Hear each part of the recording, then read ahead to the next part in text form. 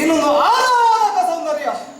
ನನಗೆ ಈ ಪ್ರದೇಶಕ್ಕೆ ಬಂದು ನೀವಾಡುವಂಥ ನುಡಿಗಳನ್ನು ಕೇಳಿದ ಮೇಲೆ ಯಾಕೋ ಏನೋ ಬಳಿಗೆ ಬಂದು ನಿಮ್ಮಲ್ಲಿ ಮಾತನಾಡಿ ಪರಿಚಯವನ್ನು ಮಾಡಿಕೊಳ್ಳಬೇಕು ಎಂಬ ಹಾಗೆ ಮನ ಮೂಡಿತು. ಹಾಗಾಗಿ ನಿನ್ನ ಬಳಿಗೆ ಬಂದೆ. ಬಂದು ಒಮ್ಮೆ ಮುಖವನ್ನು ಕಂಡೆ. ಕಣ್ಣ ಮರುಕ್ಷಣಕ್ಕೆ ನನಗೂ ತಿಳಿಯದೆ ನನ್ನ ನಾಲಿಗೆಯಿಂದ ಹೊರಹೊಮ್ಮಿದ ಉದ್ಗಾರ ಪರಮ ಸುಂದರಿ ಎಂಬ ಹಾಗೆ ನಿನಗೆ ಹೇಳಿತು.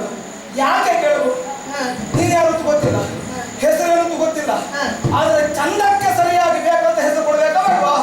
ಅಮಕಿಗೆ ಯಾವ ಹುಡುಗಿನಾದ್ರೂ ಈ ಹೆಸರಿನಿಂದ ಕರೆದಾಗ ಯಾರು ಇಲ್ಲ ಅಂತ ಹೇಳಿಕ್ಕೆ. ಯಾಕೆ ಕೇಳಿದ್ರೆ ಕೆಲವು ಸಾರಿ ಒಬ್ಳು ಕಣ್ಣು ಪೂರ್ವಕ್ಕೆ ಒಂದು ಕಣ್ಣು ಪಶ್ಚಿಮಕ್ಕೆ ಇದ್ರು ಸಹ ಅವಳನ್ನು ಹೀಗೆ ಕರೆದು ಅಯ್ಯೋ ನನ್ನನ್ನೇ ಕರೆದೇನೋ ಚಂದ ಇದ್ದ ಕರೆದೇನೋ ತಿಳ್ಕೊಳ್ಳುವ ಹೆಣ್ಗಳಿದ್ದಾರೆ ಪ್ರಪಂಚದಲ್ಲಿ.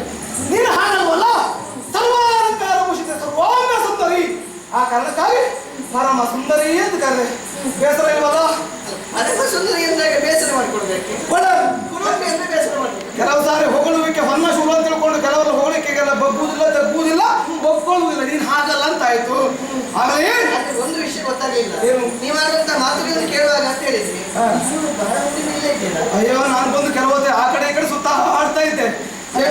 ನೀವು ಇಲ್ಲಿ ಇದ್ದಷ್ಟು ಹೊತ್ತಲ್ಲಿ ನಾವು ಬರೀ ಮಾತಾಡ್ತಿತ್ತಲ್ಲ. ಹೌದೌದು, ಅದಕ್ಕೂ ಗೊತ್ತು ಬರಲಿಲ್ಲ ನಾನು ಬರುವುದೇ ಇಲ್ಲ. ಸರಿ ಸರಿ. ನಾವು ಸಮಯ ಸಂದರ್ಭ ವಾತಾವರಣ ನೋಡ್ಕೊಂಡು ಒಳ ಪ್ರವೇಶ ಮಾಡುದು. ಎಲ್ಲ ಒಂದು ಸಂದರ್ಭದಲ್ಲಿ ಪ್ರವೇಶ ಮಾಡುವ ಜಾಯಮಾನವೇ ನಮ್ಮದಲ್ಲ. ನಾವು ಬೆಳೆದು ಪರಿಸರವೂ ಅಂತಲ್ಲ. ಈಗ ಸಮಾಧಾನ ಆಯ್ತು. ಒಳ್ಳೆಯದು. ನಿನ್ನ ಕುರಿತಾಗಿ ಕೇಳಿ ತಿಳಿಯುವಂತಹ ಆಸಕ್ತಿ. ನೀನು ಯಾರು? ನಿನ್ನ ಊರು ಯಾರು?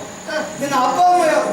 ಮಾತ್ರ ಅಲ್ಲ, ನಿನ್ನ ಈ ಸುಂದರ ಶಿಲ್ಪಕ್ಕೆ ಒಪ್ಪುವಂತಹ ಶುಭ ನಾಮಧೇಯವನ್ನು ಕೇಳಿದ್ರೆ ಕೇಳಿ ಸಂತೋಷ ಪಡೋಣ ಅಂತ ಆಸೆ. ಧರಣಿ ಪಾತ್ಮಜೆ ತನುಜೇಂದ್ರನ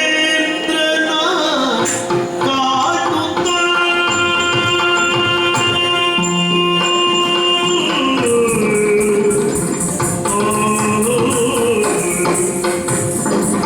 ಧರಣಿ ಪಾತ್ಮಜೆ ತನುಜೇ